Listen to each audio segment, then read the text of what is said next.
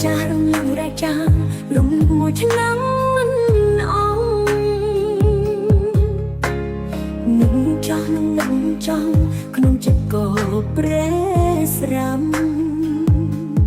ចង់រត់ចាញ់ឲ្យផុតពីអតីតកាលតែខួរក្បាលនៅតែចាំ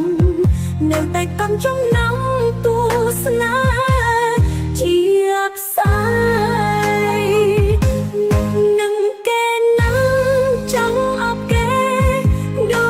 ចមុននឹងដល់ក្នុងក្រុមធ្វើបាបតែខ្លួនឯងមើលលេងសើចសូមបីរឿងក៏ផ្លាយតែសូមម្ដែងឲ្យគ្រប់គ្នាខាងធម្មតានឹងគេណាំងអោបបត្រឹមក្នុងយល់សព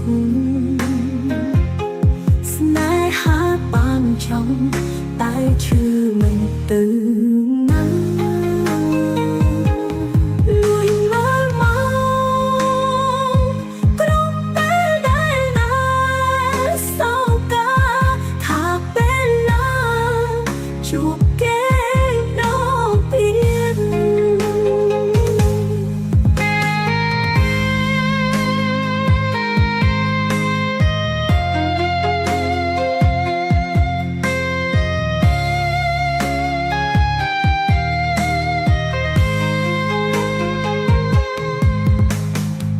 រ៉ាវចាស់រឿងរ៉ាវចាស់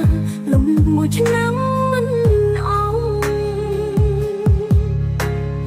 នឹងចង់នឹងចង់ក្នុងចិត្តក៏ប្រេស្រាំចង់រត់ចាញ់ឲ្យផុតពីអតីតកាលតែខួរក្បាលនៅតែចាំនៅតែកំចំណងទស្សនាជាផ្សា